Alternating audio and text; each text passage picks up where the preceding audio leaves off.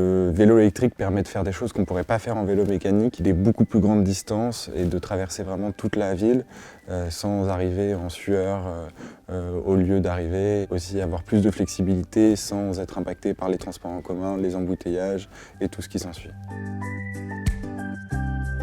L'entretien d'un vélo électrique par rapport à un vélo traditionnel, c'est très simple, c'est exactement le même sur le plan mécanique. En revanche, les réparateurs de vélos sont très réticents à la réparation des vélos électriques, tout simplement parce que ce n'est pas leur domaine d'expertise et que pour eux c'est très compliqué de déterminer la panne et de la réparer dans un temps suffisamment faible pour que ce soit économiquement intéressant pour le client de le faire réparer. Toutefois, il est tout à fait possible de réparer une batterie, de réparer un moteur. Ce qui est plus complexe, c'est au niveau de l'électronique, mais c'est ce qui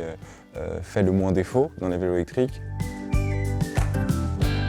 L'écologie et le vélo, c'est un vaste sujet. Aujourd'hui, j'aurais tendance à dire que le vélo électrique a un pied dans l'écologie parce qu'il y a toute cette logique de vouloir renouveler le parc national pour mettre les gens à la mobilité douce, mais dans la logique de l'État, c'est que tout le monde doit racheter un vélo électrique neuf. C'est pour ça qu'on a décidé de créer un service d'électrification.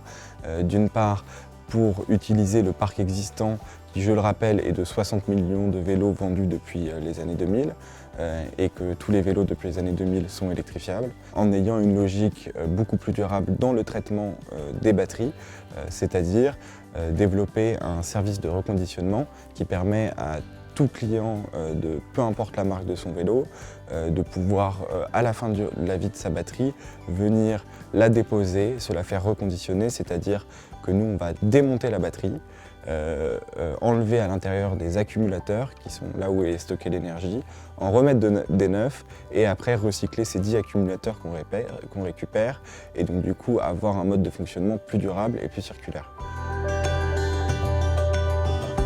Pour changer une batterie, ça va complètement dépendre de ce que vous voulez. C'est l'avantage d'un reconditionnement, c'est que vous pouvez un peu choisir à la carte les types d'accumulateurs que vous voulez dedans. Si vous voulez des accumulateurs à faible capacité, quand je dis faible, c'est la norme,